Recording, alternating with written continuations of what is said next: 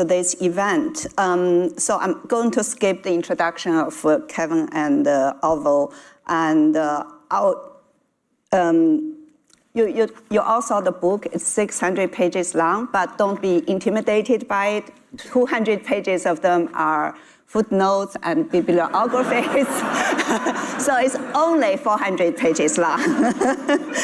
And Kevin, I have to say, I can't imagine you spending years of time reading and analyzing and writing about what Xi Jinping says and thinks. Besides the reason you had to finish a doctoral dissertation at Oxford, why did you pick this subject, and what do you think? Why do you think it's important? Firstly, it's great to be back home at the Asia Society. So all of my friends and colleagues here from New York and the Society, it's good to be home. And thank you, Li Yuan, for being with us, and Orville as well, who's been a partner in crime with myself for quite a long period of time now. So why do it? I suppose, having grown up as a Roman Catholic, you have an early taste for self-flagellation. So that was a joke for any sort of serious Catholics in the audience, but I did grow up as a Roman Catholic. But I think it's along these lines that if you're a serious student of the Chinese Communist Party, which I've sought to be for most of my life, since I was a junior woodchuck at the Australian National University way back when, ideology has always been a subject which has loomed large in the party's internal discourse. And there's often been a temptation over the years, particularly in the post-Mao period, to reach an informal conclusion that, the Chinese are not serious about that, that it's just part of a gloss, that it's part of a chapeau, that the real politics and the real policy exists in an entirely different and pragmatic domain. And by the way, all my comments are those as a private scholar, not as an Australian ambassador to the United States. If they were in the latter, then I'd become very boring very quickly, what I was saying here today. So grant me that dispensation for the purposes of our conversation. So whereas my view is the more you read, and the more you read the Mao period, for example, and the scholars who spent a lot of time getting inside the head of the pre-49 Communist Party and the post-49 Communist Party, ideology has always mattered. It has mattered in terms of providing a worldview to organize an analysis of where China is in the world and, frankly, what to do with China in the world. Secondly, it's also a methodology through dialectical materialism and historical materialism for viewing reality. And I've reached a conclusion, having read a lot of this stuff, that if the Chinese system and the Chinese Communist Party, and particularly Xi Jinping's party, spends so much time on this, then that is not for no reason. It is because it's regarded as important internally. And if they regard it as important internally, then those of us in the analytical community should treat it with parallel levels of respect. And so the concluding reason in terms of why I would set out to do this is we've spent the last decade or so seeking to understand how Xi Jinping has changed China and changed China domestically and in its policy towards the world.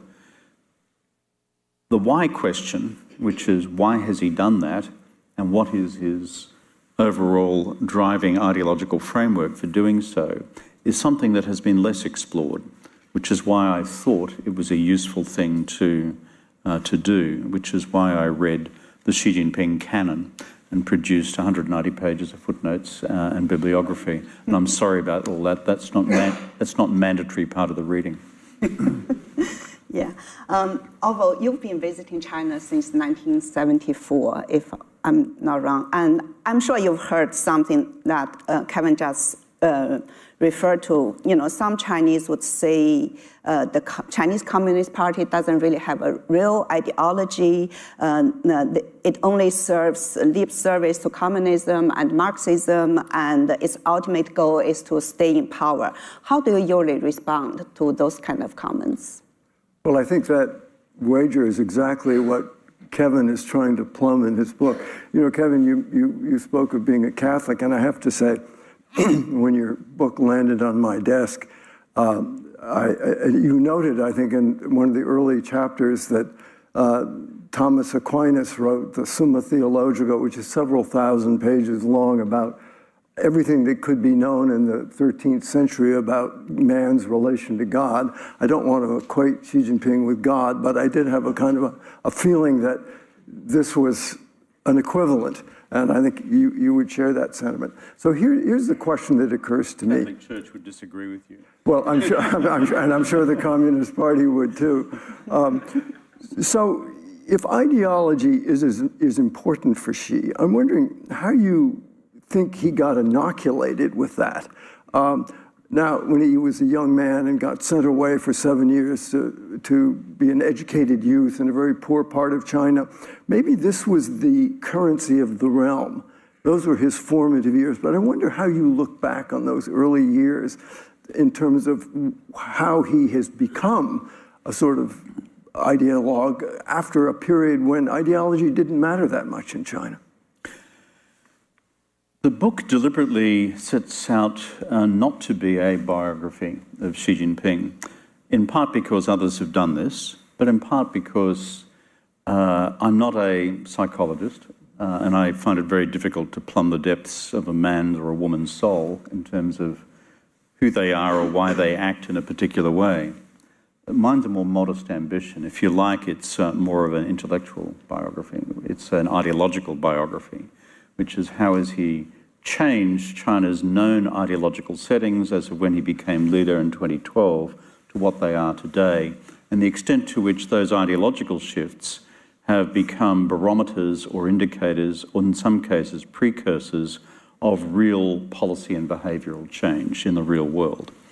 So to go to your question, therefore, of why ideology in Xi's case, and given the caveat, which is I can't answer, questions about his personal background effectively. But my conclusion from his writings is as follows. Xi Jinping has been deeply traumatized by the collapse of the Communist Party of the Soviet Union. Deeply traumatized by it.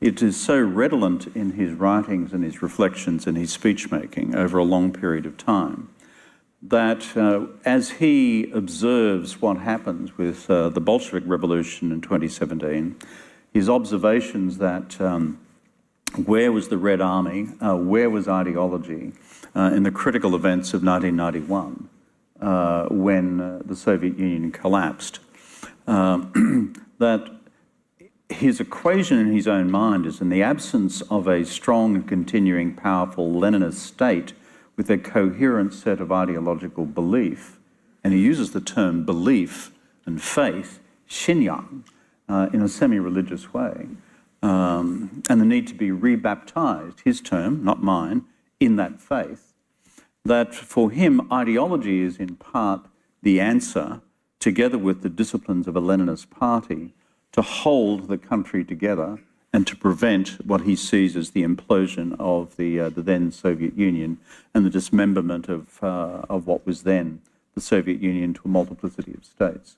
So I think what I can deduce from his writings is that this has been a galvanizing experience factor in his mind, and it has driven him over a long period of time during the 90s towards this clear statement of ideology. If you go to his pre-2012 writings, when he's been provincial secretary, either in party secretary in either Fujian or in Zhejiang or in Shanghai, there is a reasonable continuity in terms of his views on the centrality of Marxism-Leninism. And I think the last thing that I'd just say on the evidentiary front when people say, well, maybe you're just getting this wrong, Kevin.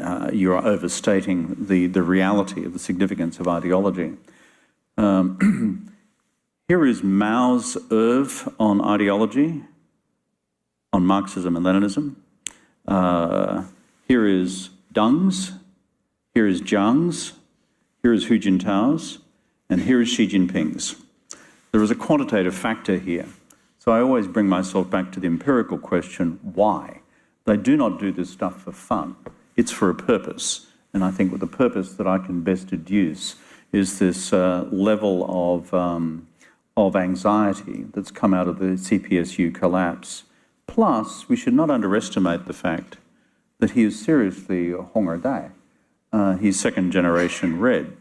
And therefore, if you're part of the party's ancestral tradition from the founders or those who worked with the founders, as the case with his father, Xi Jinping, despite the fact that Xi Jinping went through multiple traumas during the Cultural Revolution and before,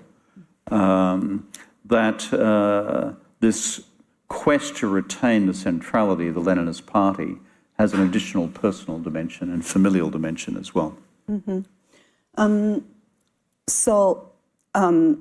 Since the so-called reform era, each of the Chinese leaders had their own policy frameworks, socialism with Chinese characteristics for Deng Xiaoping, 3 representatives, 3个代表 for Jiang Zemin, harmonious society for Hu Jintao, 和谐社会. And was there any ideological consistency among these leaders? Or in other words, has the Communist Party always been a party of ideology? It certainly has always been a party of ideology, and right from the get-go in 1921. You read the records of the first Congress and the second Congress, these ideological questions, including the nascent party's role within China and the world. These are lively and active deliberations from the beginning. The question is to what extent has the ideological framework changed between the leaders that you've just referred to?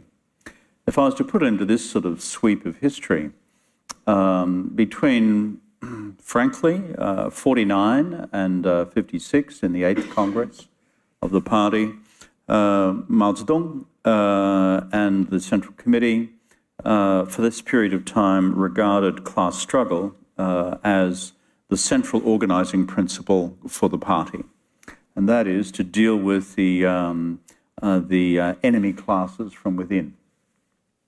And that's when you saw the anti-landlord movement, you saw the collectivization of industry, the collectivization of agriculture, etc.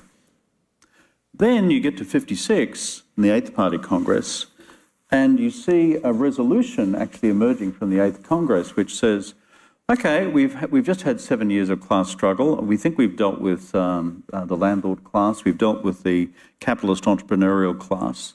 We've now socialized the means of production. So let's get on with building the economy. And if you look at the resolution of the 8th Congress in 56, it was along those lines, which is let's unleash the factors of production. Mao Zedong then, by the late 50s, when he launches the anti-rightist campaign, and then engages in the Great Leap Forward, and then engages in the Cultural Revolution, effectively says to the party leadership, the pragmatic party leadership of Deng Xiaoping and of Chen Yun and others who are seeking to build the economy, no way, Jose. He's saying that if you go down that road, then you will actually incrementally recreate a capitalist class within the country. And so you see this enormous sort of lurch to the left over this period of time, through until Mao's death.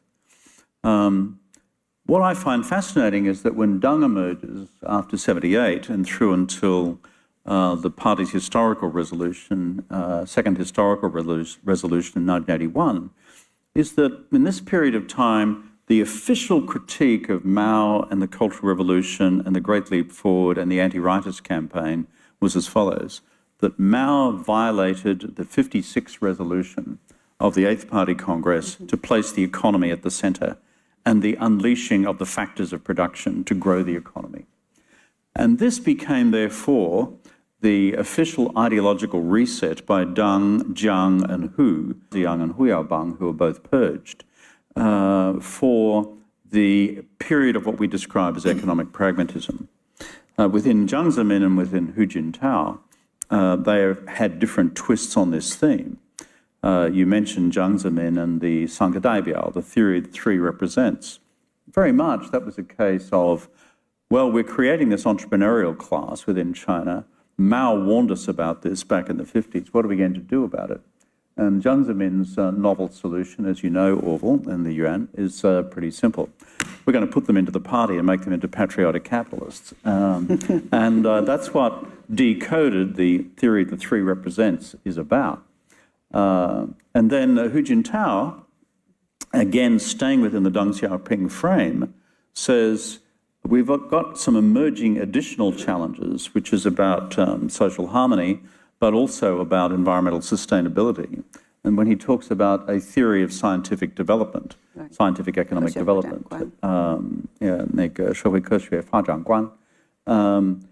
he is saying that we've got to deal with this emerging set of challenges within the Deng Xiaoping paradigm in order to sustain still the development of the factors of production.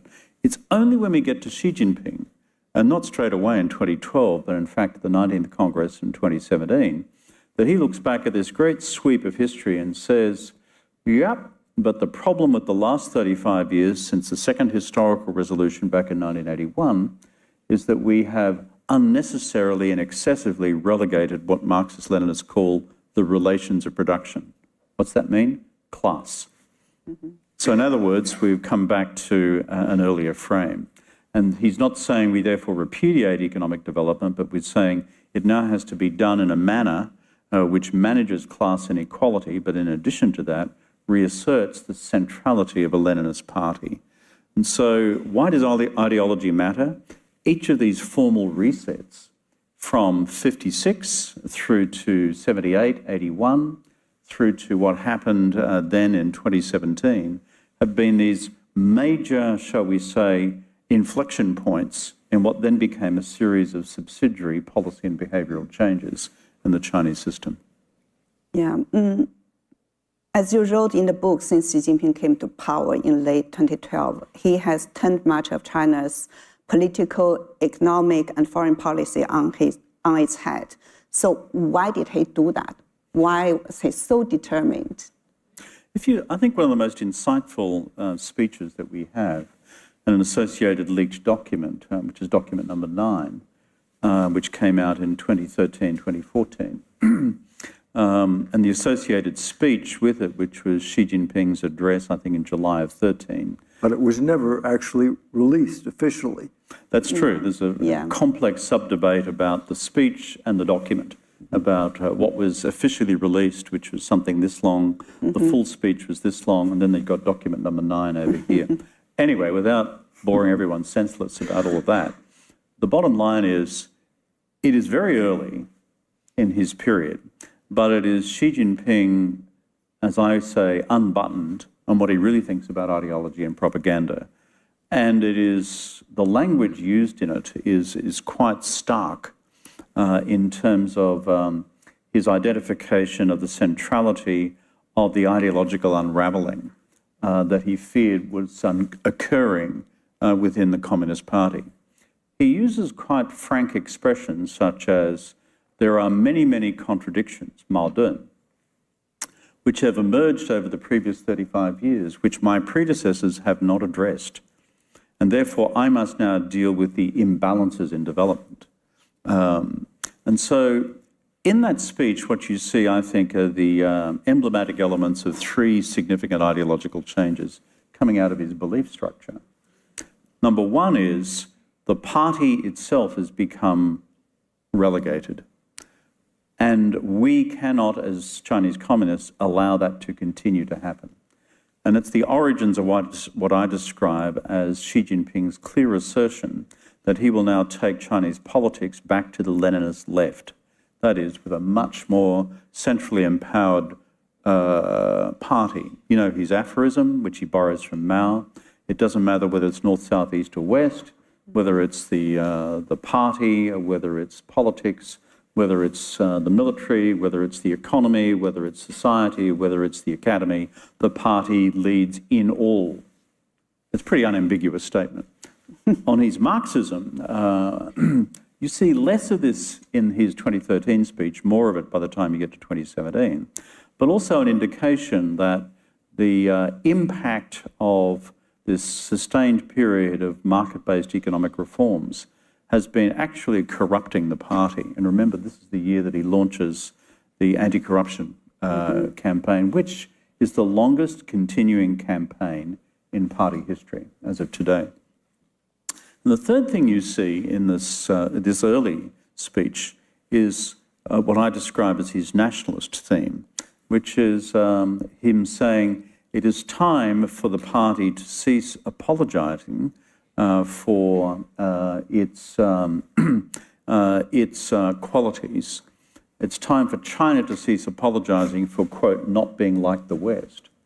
And there is a cri de coeur, almost a call to arms, to saying it's time to assert instead why China is different, why the Chinese Communist Party is different, and to take the fight on in the international community, rather than being in a passive position, for example, and defensive on questions of Marxist-Leninist doctrines of human rights. Let us go on the offensive and, in fact, attack the double standards in the West and defend that which we are doing here more aggressively. So you ask, how or why did he make those changes? I think you see the kernel of them all quite early in this pretty much unbuttoned and frank speech, which then is not just left hanging there as a piece of speechcraft, but then is reinforced by document number 9, which is in fact an instruction to the Chinese system about ideological tightening. Kevin, I wonder if, you know, we had this period when Deng Xiaoping came to power when ideology was much less important. And so you went through this period, 1989, and then you went through Jiang Zemin and Hu Jintao. I wonder if Xi Jinping didn't think emphasizing Leninism, emphasizing the importance of the party, if he didn't think, you know, without ideology, what am I? I'm just another tin pot dictator, right? So buoyed and sort of ideology then might have occurred to him as a kind of a intellectual system, a flotation device that gave him some legitimacy, placed him in history, et cetera, et cetera, et cetera. Without it, he really is nothing more than another big leader. I agree with you, Orville, that the totalizing dimensions of Marxism-Leninism provides an integrated worldview.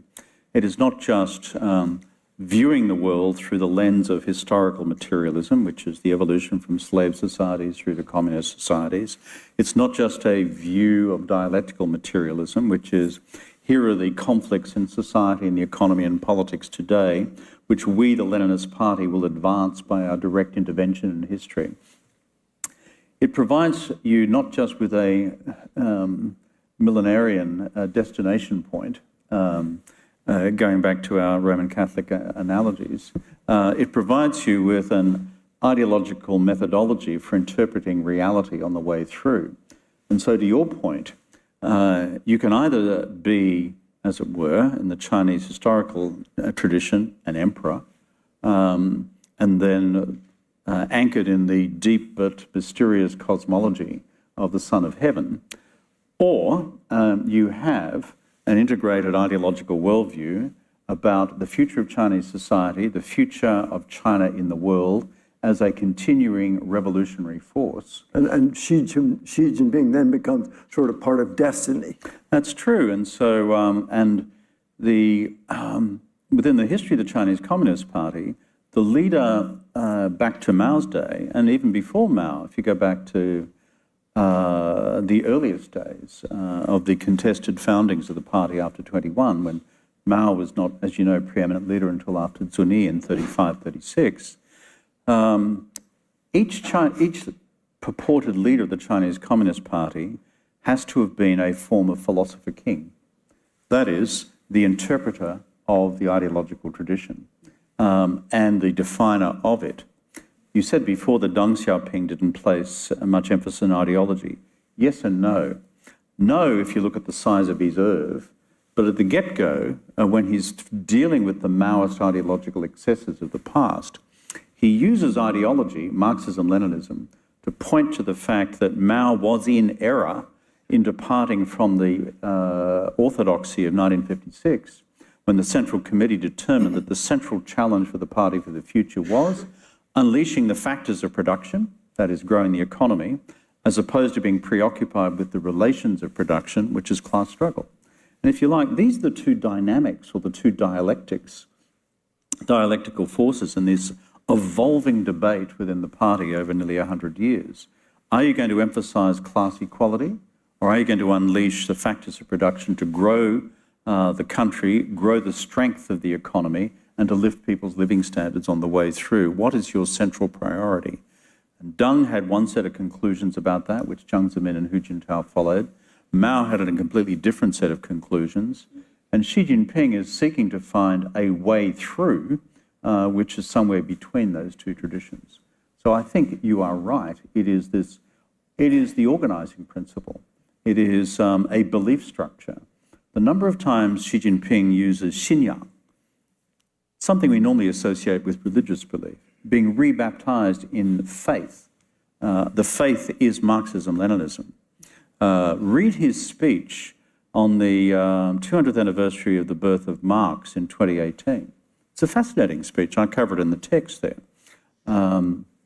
where he refers to Das Kapital as the Bible of the working class, the Shengjing of the working class.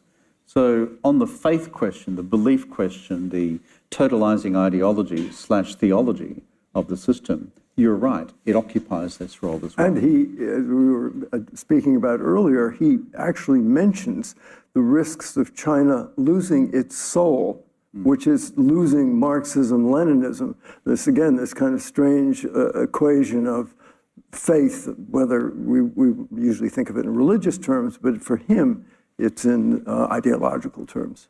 Yeah, the analogies between the language of ideology and the language of faith, as reflected in the Xi Jinping canon, is quite strong. Mm-hmm. Yeah. The term faith, Xinyang, occurs repeatedly. Being rebaptized in Marxism-Leninism is a term which he uses conspicuously. As you said before, not losing our linghun, our soul, which is a Marxist-Leninist soul, is his constant invocation to the party.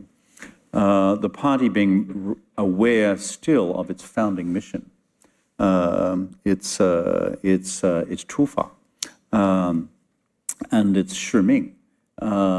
These are missionary terms of the early church, and so you can see the architecture of this quite clearly. Therefore, I go back to my overall thesis. Ideology matters. It has mattered for 100 years in a Marxist-Leninist party as both an organising principle, as a principle of politics through the power of the Leninist party, but frankly also as an economic vision for the country and therefore for China in the world, but also China's future role in the world. And so therefore, I simply argue through the book, we need to rediscover its significance as an explanatory mechanism for Chinese behaviours in the world. It's not the single explanatory mechanism, and I say this as explanatory factor, and I say this a lot in the book. There are multiple other factors as well, but we've ignored this one. Mm-hmm. So there's a quite popular view that the changes we're seeing in China over the last decade reflect the underlying and continuing nature of the Chinese Communist Party rather than the impact of any particular leader, i.e. Xi Jinping. Do you agree with this argument? I think people always say it. Is that Xi Jinping? Is that the party? Well, this is the grand argument of the ages, and not just in Chinese politics, but in international and political science. Is it agency? Is it structure? Is it the structure of this thing called a Marxist-Leninist party? Is the agency of a particular leader in history? Reality, as I observe it anyway, is never a binary. reality is an uncomfortable cocktail of the above. The fact that we have had this structure of something called a Marxist-Leninist party, which has survived 100 years, and it has survived an extraordinary period of 28 years of civil war when there were many near-run misses for the extinction of the communist movement, particularly in the 20s and the 30s.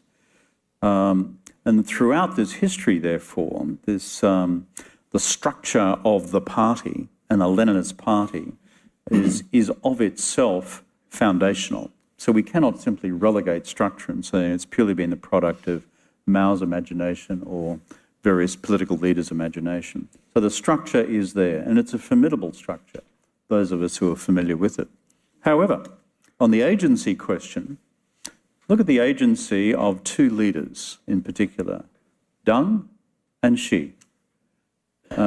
Absent the agency of Deng's leadership, we would not have had what occurred effectively in terms of the events of 78 to 81, 82, which redirected the entire orientation of Chinese politics and policy, both on society and politics and the economy and in foreign policy, for 35 years.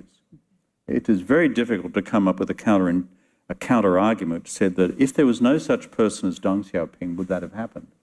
I find that utterly unpersuasive against the evidence. So the agency of Deng's leadership in taking China in a direction which said, forget about class struggle, the central challenge is not the relations of production, but the factors of production.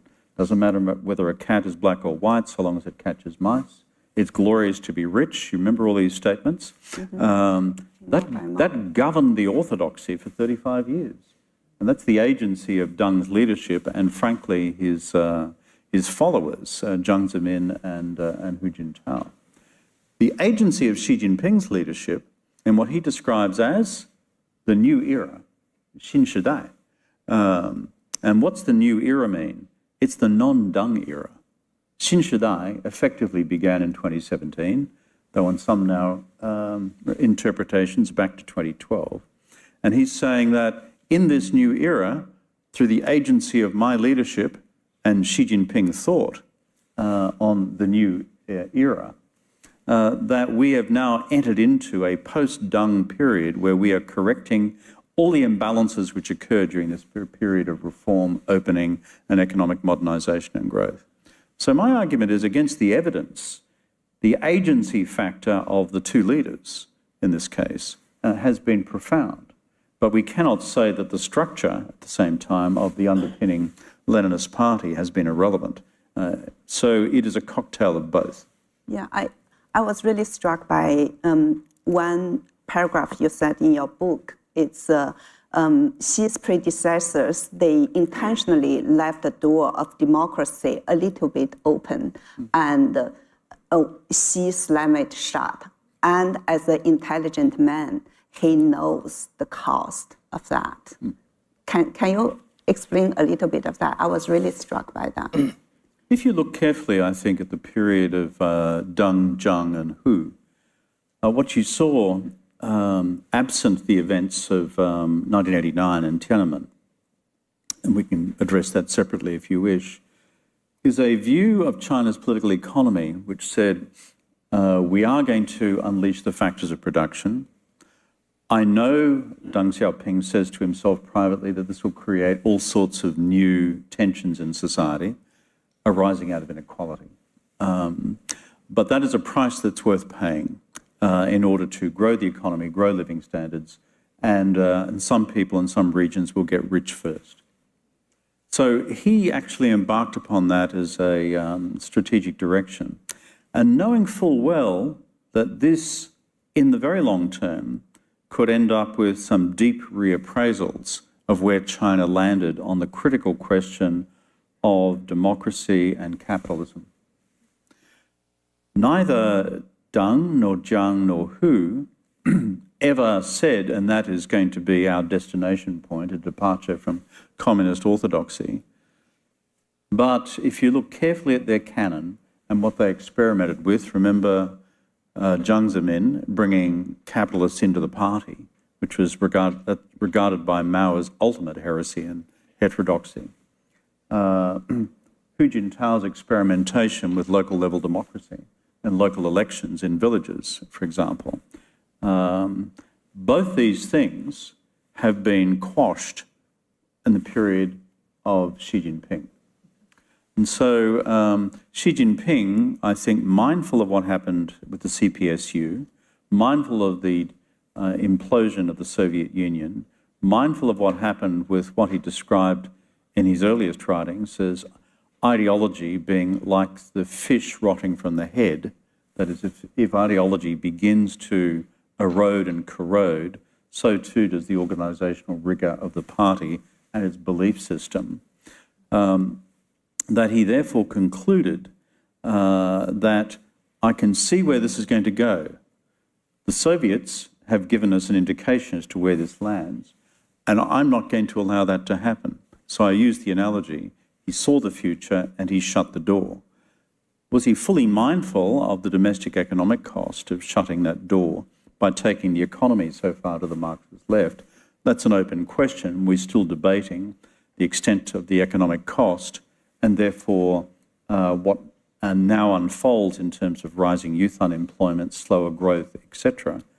But when people say he does not know what he is doing, within his Marxist-Leninist worldview, he has a very clear idea of what he's doing, which is preserve the party, preserve the ideological underpinnings of the party, and increasingly prepare for what he sees to be the national security contingencies of the future. Within his worldview, these are perfectly rational steps.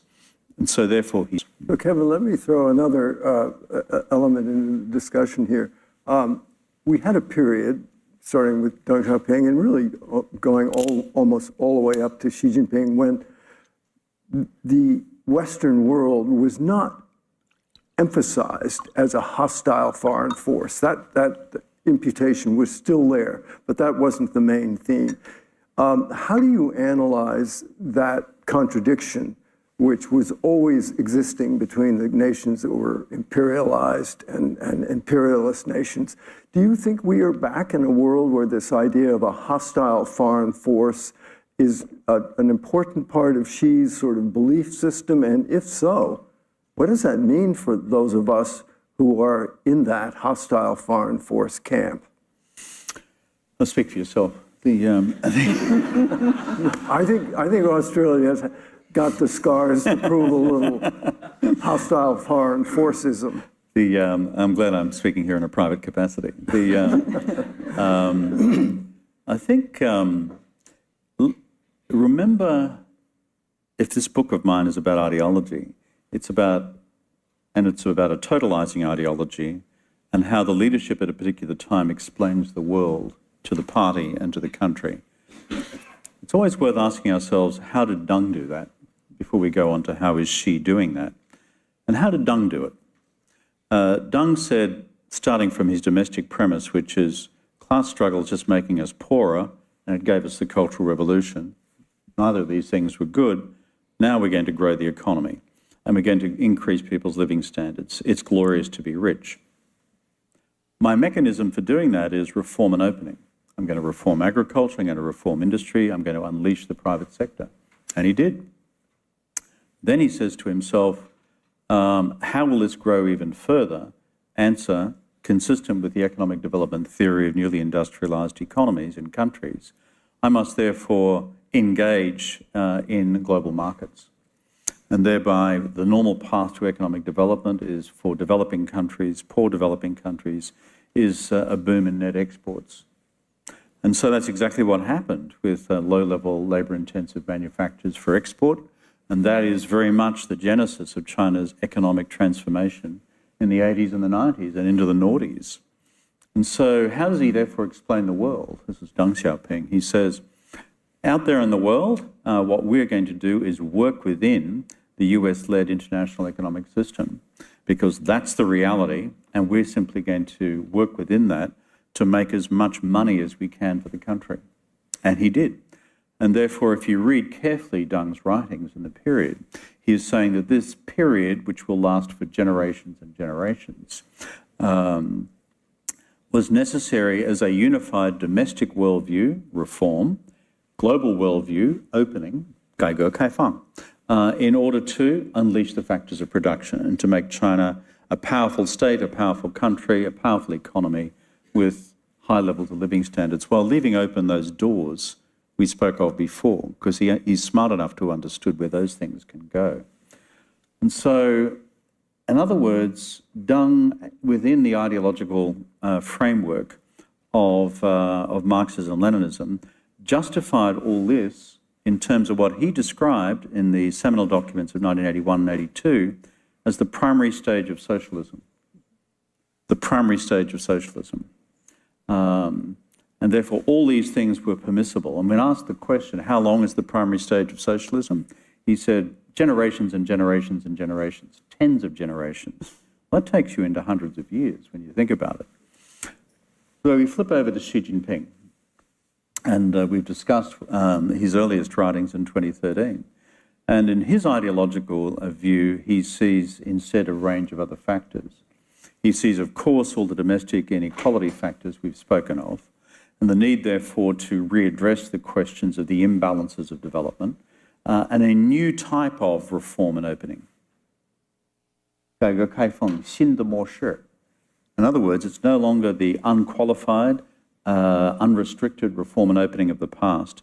It will be a new type of reform and opening. And then you ask yourself, well, what type of new form of reform and opening will it be for the economy? It is one which, again, has the state at the centre.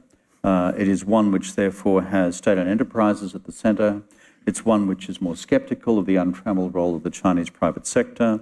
It is one which leans heavily into state industrial policy, much more sceptical of the market, and with a new and emerging doctrine of common prosperity. And all within the frame of an increasingly adverse national security environment, which he concludes exists.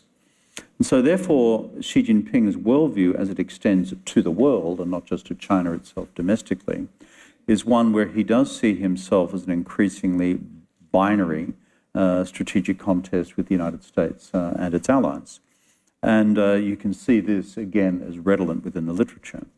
And therefore, if you read the national security literature within China today, the binaries, again, in terms of China and Chineseness versus foreignism is becoming more acute than it was for the 35 years or so of the previous period. And so this is being reflected both as an ideological reflection by the party, as well as an active ingredient in day-to-day, shall we say, practical national security politics and the activities, for example, of the intelligence agencies. Civil society and civil society organizations in China have gone from this big to this big. Academic discourse within the country has gone from these parameters of the possible to these parameters of the possible. Social credit scores and the rest. And so, and one of the ingredients in that is not just people's domestic loyalty to the party, but also their engagement with alternative worldviews, that is, of the international democratic capitalist order led by the United States. So we are ending up in a more Manichaean world as a consequence. And again, ideologically, these are clear points of contradistinction against that which preceded the Xi Jinping period, if you look at the earlier statements of Deng. Mm-hmm. So how would you explain the many contradictions in Xi Jinping's policies? For instance, he advocates for both high-quality development and high-quality security. He wants to attract foreign direct investment, but he also wants to foster a mindset that treats all foreigners as potential spies. And he wants to strengthen state-owned enterprises, and while he says, I support the private sector, you're 自己人, you're one of our own. And, you know, it's all this what we Chinese said, 既要又要还要, not only but also and else. Are they, you know, how do you explain these contradictions? Well, Chinese politics is not unique in having contradictions. I've seen a bit of that in Western countries as well, including our own. But certainly, if you look at the centrality of Xi Jinping's political and policy dilemma, it's along these lines. I want to preserve a Leninist party, an all-powerful Leninist party. At the same time, I want Chinese youth to believe that they have an ability to pursue their own dreams in life.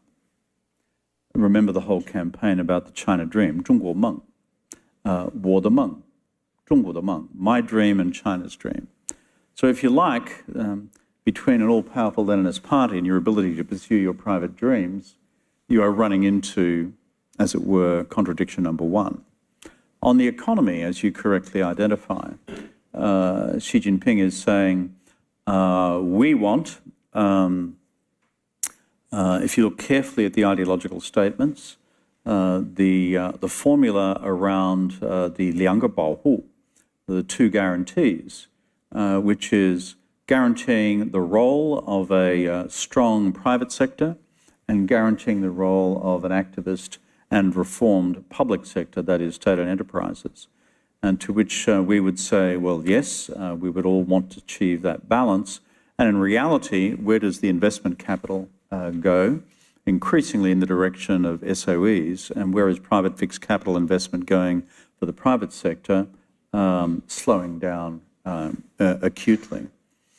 So therefore, within these domains of policy, both on pure politics, on society and the economy, and in terms of international policy, which is we are, as the Chinese party and state, preparing for international security policy contingencies, including Taiwan, the South China Sea, the East China Sea, etc. And at the same time, we're wishing to stabilise our relationship with the United States and its allies, at least since the Woodlands summit between Xi Jinping and Biden in October last year. And so, again, there is a range of emerging tensions within that. What's Xi Jinping's ultimate resolution of this? As I observe it, and again, I go back to the ideological texts here, Xi Jinping constantly is appealing to the importance of maintaining ideological, political, and policy continuity, and that these other sources of friction and reaction will ultimately dissipate, including external political resolve on the part of the United States and its allies, including the, domestic political resolve of, let's call it, those who are historically associated with the earlier period of reform and opening, through to any disquiet from the Chinese entrepreneurial class. And so his ultimate view of resolving the contradictions is he has reached the correct conclusion. He believes that his resolution of this at a level of theory and ideology is right, and that others ultimately will fall into line because he has the discipline, endurance, and strategic patience of a long-term Leninist. Is he right? Is he right? That's like re-entering the Catholic Marxist confessional, isn't it? One thing that you and I have observed over many years, Orville, is one of the signature strengths of the Chinese communist system is their capacity for long-termism. Why do they have a capacity for long-termism? They don't have these pesky periodic interventions called democratic elections, which militate against long-termism, because we actually think in our systems of government that governments need to be re-legitimised through the agency of the ballot box. It's also a view which I happen to share, even when I've won elections and lost elections in the past myself. So is he right? On the question of long-term foreign policy and national security policy resolve, I would put it, my response would be in these terms. It is a fundamental challenge to the staying power of the United States and democratic allies around the world to see this through. The agency that I speak about here is not just the framework of strategic competition as it relates to China, but on the actual physicality of deterrence as it relates to Taiwan across the Taiwan Straits. Xi Jinping's worldview is he has more resolve, and the Chinese Leninist Party has more resolve than the rest of us. I don't see evidence at this stage, in the terms of the democratic world, that the democratic world is losing its resolve. That would be my answer to your question. Is he right on the domestic front? And this goes back to your earlier question about the reconciliation of domestic contradictions. I think the horns of the dilemma for Xi Jinping right now is that having resolved to take the country more to the Marxist left on the economy, and with growth slowing and unemployment among young people rising, and living standards not growing as rapidly as they did before, that there will be a necessary period of adjustment in the future. The early harbingers of which have been the moves on Chinese monetary policy and fiscal policy in the last few weeks, as they've sought to, shall we say, close the growth gap which is occurring as a consequence of the move to the Marxist left on the economy and the disenfranchisement of the Chinese private sector. So I think he sees himself as not needing to adjust fundamentally now on his economic policy settings. But I think as the economy continues to slow, which goes to your question of is he right or not, there is a certain reality which all political leaders have to face, that if the economy radically slows and living standards start to go backwards rather than remaining static or going forward, and you have a nation of Tangping, of lying flat, then there will be a conclusion that an adjustment needs to occur. So one question I get asked a lot is how much pragmatism Xi Jinping still has, because he's such an ideology man. And we saw that during the zero COVID period, right? Everybody knew that was not sustainable with Omicron. And he just resisted, and then 180 degrees and opened up like overnight. And what you mentioned about the stimulus measures, right? And people have been telling him since last year, you have to inject some money into the market to give people some way to, you have to save basically the housing market. And he resisted, and then boom, a bunch of stimulus measures. People always ask, how much pragmatism does this man have versus his ideology? I think if we were to compare three leaders here, Mao, Deng, and Xi Jinping, it would be along these lines. Mao, we would argue, was primarily an ideologue. He was also a military pragmatist. We need to bear that in mind as well. Deng Xiaoping was an economic pragmatist.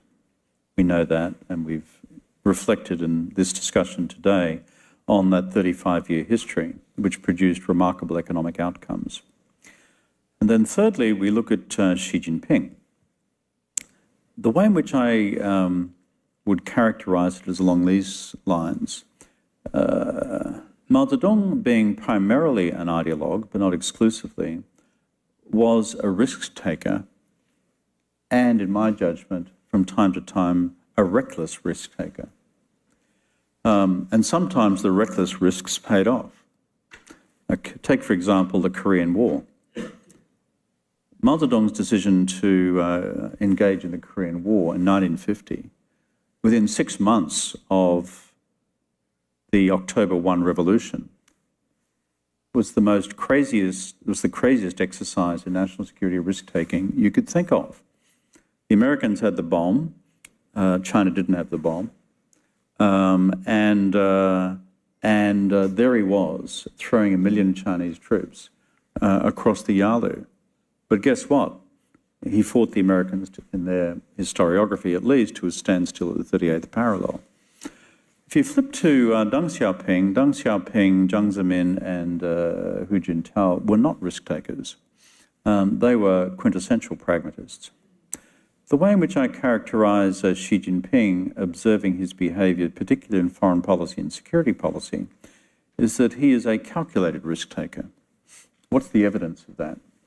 Island reclamation in the South China Sea in the period of 1415. I mean, this was quite an audacious set of steps very early in Xi Jinping's rule, but he made a calculation in relation to the United States' likely strategic response that he could get away with it, and he did. And so I think, therefore, the way in which I would characterize this question of pragmatism, risk-taking, and ideology is to see that across that spectrum. Xi Jinping today is not a reckless risk-taker on the question of Taiwan. Xi Jinping today looks at the balance of forces across the Taiwan Straits. He is informed acutely by the deterrent actions by the United States, by the Taiwanese, by US allies, and by associated, shall we say, strategic collaborative arrangements between the US and its strategic partners around the world. And as he looks at that risk, he doesn't say, because of Marxism-Leninism and the inevitable victory of the Chinese Revolution, we're going to win this thing now. No, he's much more pragmatic than that. The open question, though, is in terms of the economy on the domestic front. Does this parallel, shall I say, strategic pragmatism or calculated risk-taking also have purchase? The signs that we've now had with monetary policy easing and with some fiscal policy easing occurring is that pragmatic voices are beginning to prevail. But here is the caveat. So far, we do not see anything beyond these, shall I say, fiscal and monetary policy interventions, which go back to the policy settings of the economy, which have been put in place through his decision to move China's economic strategy to the Marxist left and away from Deng's path of 35 years of pro-market, pro-reform, pro-opening economic pragmatism. So there is a pragmatic response to the growth gap, but as yet not a pragmatic response to, frankly, the underlying economic policy settings, which are about the balance between the private sector and the state-owned sector, the role of the market, as opposed to the role of industrial policy. And also the social safety net. Yeah. Yeah. I guess we only have time for one question. I want to ask, this is, do you think you now have a crystal ball? Now you've studied all Xi Jinping's soul. And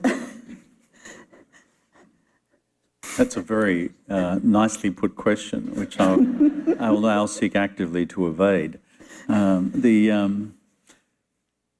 The elegance of your question is this, and this is where I'm hoisted by my own petard, which is, I've argued in this book that ideology is a significant, but not exclusive, predictor of downstream policy change and behavioural change. And I've sought to reconcile that against the history of Xi's first 10 years in office, from 2012 to 2022. So you legitimately asked me about the crystal ball, which is, that being the case, Kevin, then what about the next decade? Yeah. So the last three chapters of the book deal with this point. What I say in the book is that at a fundamental level, because ideology is a significant predictor, we need to be very careful and sober in our analysis, therefore, about these three areas of change. Will the party become more or less Leninist in the decade ahead? I would say more Leninist, because there's nothing alive in anything which he has said or the ideological disciplines of the party which suggest to the contrary. What does that mean in practice? Less space for dissent, less space for dissenting voices, a more concentrated media discourse and official discourse, and less opportunity for even policy dissent within the machinery of the party. On the economy, which we've just discussed, I do not see yet any evidence of a fundamental reappraisal of where he's taken economic policy settings since 2017. I do not see evidence in either the Central Economic Work Conference, the Central Financial Work Conference, the major deliberative bodies of the party which set the parameters of market versus industrial policy, state enterprises versus private sector, income distribution according to effort as opposed to common prosperity, etc. So I see this as continuing unless we get to a point where growth collapses, where you bring about a level of, shall I say, gestalt within the Chinese political economy debate, which causes a fundamental reappraisal. I do not see that at this stage. And on the external front, what do I see? Orville touched on this before, a hardening set of binaries with the United States and its allies, as reflected in the internal discourse of the party, but not to the point of what I would describe as a level of ideological triumphalism, which causes the system right now to believe that it will inevitably prevail. There is still a level of pragmatism evident in the Xi Jinping worldview, which militates against excessive risk-taking. I think these factors are my best read of the 5 to 10 years ahead as you go through the 21st Party Congress in 2027 and then onto the 22nd Party Congress by 2032, by which stage Xi Jinping will be pushing 80, but against Chinese leadership standards of Mao Zedong, who was an active political leader well through his 80s, and Deng Xiaoping, who was an active political leader well into his 80s.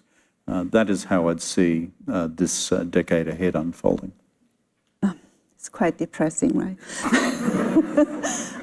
But you did, I just want to mention one thing. You did mention in like the last pages of your book about China after Xi. I think, if I remember correctly, you basically argue that, you know, it's very likely China will swing back to the center after Xi. Is that right?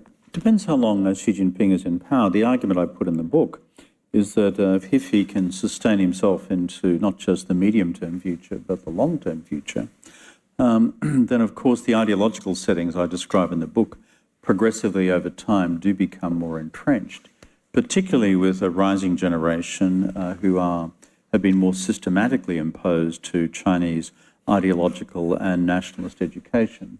And with a predisposition within the system now, and I think you've studied this more closely than I, Orville, for the Chinese party state no longer to comfortably employ and promote people who have been foreign educated. If, however, Xi Jinping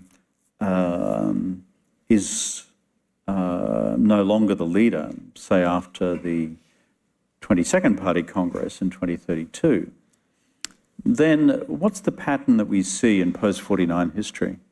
In post-49 history, we have seen this evolving Chinese phenomenon of feng shui, which is of control and release, of control and release, of control and release. If you like, 56 was the first effort of saying, okay, you've had your 7 years of control, Mao, it's time to release a bit so we can get the economy rolling. And Mao reluctantly agrees and then launches the anti-rightist campaign in 1958, which then gave rise to the Great Leap Forward, which then gave rise to the Cultural Revolution.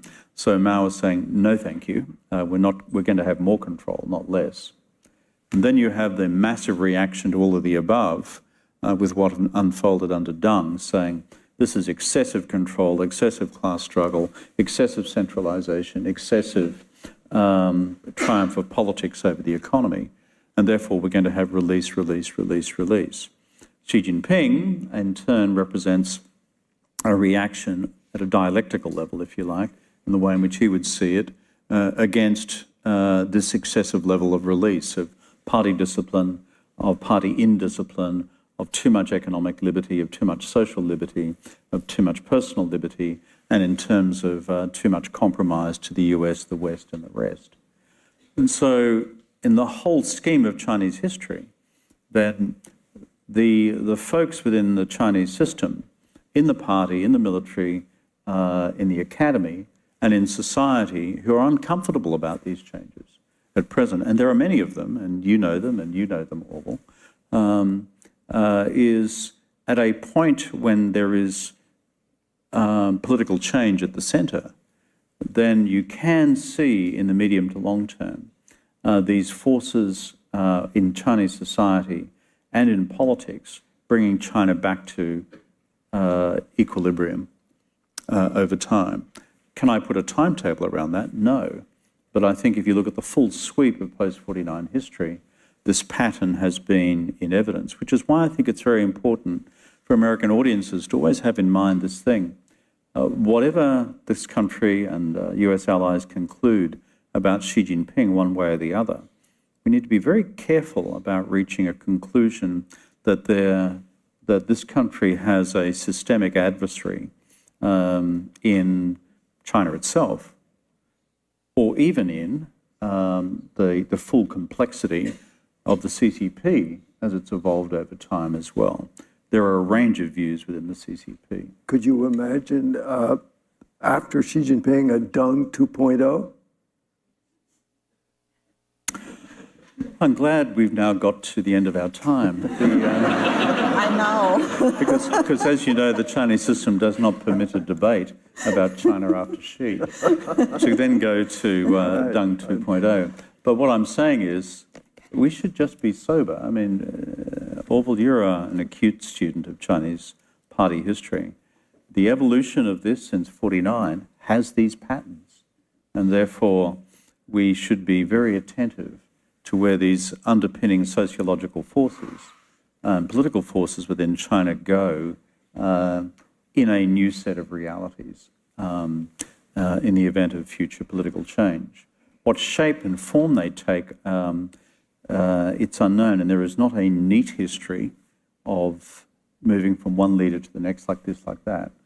But the underpinning sociological forces are the ones we describe. Yeah. I found the chapters about China after Xi quite interesting. I highly recommend those chapters. How many minutes do we have? I'm sorry, I can't really say. 1 to 2 minutes? Sorry, let's take one question. We can take a few. Take a few. Maybe I can see a hand over there. Yeah. Hi. Sorry, thanks very much for the talk, very fascinating. I wonder if you could speak to whether or not you see significant echoes of sort of traditional Chinese philosophy or ideology in Xi's own worldview. I think sometimes looking at like legalism in particular, it can feel like you're reading Xi's inner thoughts on ruling.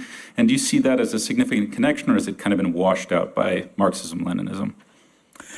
I tried to, in chapter 3 of the book, look at the, let's call it traditional Chinese worldviews. I look carefully at Tianxia, all under heavenism. I look at the history of tributary statesism as it relates to the external environment. I also look at what we describe as legalist, realist concepts of power, both at home and abroad, particularly as they were shaped, for example, as you know, in the Warring States period, and people like good old Li Yuan and others who were deeply influential, at least in his own admission, of Mao Zedong's way of thinking as well, and his particular infatuation with Qin Shi Huang and the Qin dynasty. So I seek to canvass the traditions.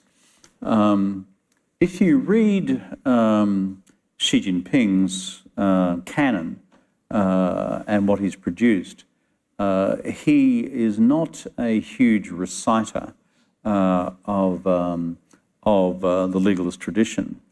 However, what you do see are strong resonances of what people like Ian Johnson and others have described as China's culture of strategic realism. And so what I often say is here is Marxism-Leninism with its own millenarian view and its own view of dialectical materialism and historical materialism and the inevitable triumph of a revolutionary party, but always tempered with the strategic realism that you see from the Chinese legalists going back to Li Si, Han Feizi and the rest, which has been also a continuing tradition, both within Confucianism and elsewhere.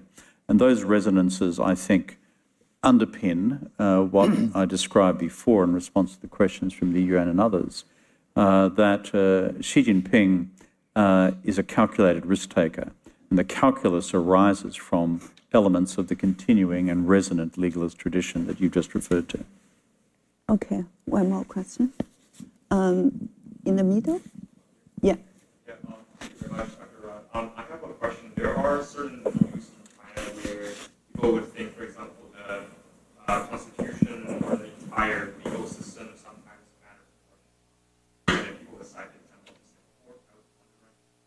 the court. Your view after Xi, or maybe even during his time, how much of a future path do you think China would be swayed towards maybe not fully a Western democratic system, but maybe more the Singaporean way of development, which is focusing more on the legal and order society, but still maybe maintaining one while putting itself in a global market economy. You referred to constitutionalism just before. As you know, it has a long and checkered history, and let's call it the period since the Shanghai Revolution in 1911. And certainly one of Xi Jinping's great points of emphasis in the period since 2012 and 2013 has been a no-holds-barred attack on constitutionalism as a metaphor for creating a set of underpinning legal arrangements within a state which either A, constrained the power of the state in favour of the citizenry, and or B, constrained the power of the Communist Party as the principal actor within the Chinese state. And so those are the realities as they currently exist, and I'm sure you're familiar with that debate. In terms of its future evolution in China after Xi, we are genuinely entering into the speculative domain within speculative domains. I mean, Orville asked me before about Deng 2.0. What I find interesting, though, is that this debate about constitutionalism, this debate about, let's call it local democratic elections, this debate about, let's call it NPC, National People's Congress supervision, as it unfolded in first and second term Hu Jintao, was a pretty interesting, as it were, indicator of where nascent elements of, shall we say, long-term political reform lay within the Chinese system. Remember, in the Chinese system, the whole 政治体系改革 phenomenon has been around really since the days of the Shanghai World Economic Herald in the mid-80s, and certainly were part of what gave rise to much of the democratic reform movement of the late 80s. So it has been a tradition within post-Mao China. The question which we cannot, I was asked before about crystal ball, we cannot gaze through the mist of a crystal ball to say what will therefore happen to the rehabilitation of these political movements in a post-Xi Jinping China, other than to observe that in the 10-year period of Hu Jintao, they frankly went from nowhere to somewhere, to the extent that in the post-Hu Jintao period, Xi Jinping was absolutely explicit. He saw the future and didn't like it and closed the door. That this, therefore, represented a long-term threat, and it was shut down. But we can, I'm conscious of the time, but people haven't had much chance to ask questions. Why don't we take two more, and then I'll quickly, over there, close. Hi, thank you for the fascinating talk. I'm really curious, Dr. Rudd, being ambassador from Australia to the US and being in that foreign policy community, the US has a disproportionate impact on how China sees itself and also how they want to respond. As you say, there is an element of Xi Jinping that is an ideologue, even a sort of a zealot. as you put it.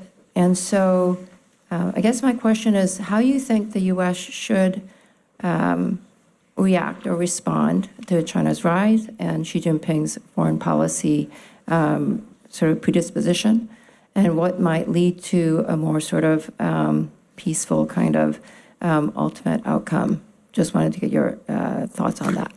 It's a very broad set of questions. I'll just make one observation, given our constraints of time, and that is the United States always needs to be mindful as the world's superpower that it does have a large impact on the domestic political discourse within China itself, as your question acknowledged. Secondly, therefore, my continuing word of encouragement to friends in the United States Congress and to others in the US administration is to always be very mindful of forms of language in this country which in any way demonize the Chinese people, culture, civilization, or nation.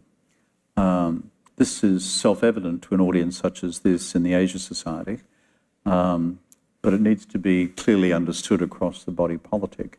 Whatever policy and political disagreements exist between the administration and the Congress and the current Chinese administration need to be conducted in those terms, rather than resorting to broader stereotypic language. That's an important discipline for us all, because it does shape the internal discourse or have an impact on the internal discourse within China itself. Mm-hmm. Last question. Okay, here.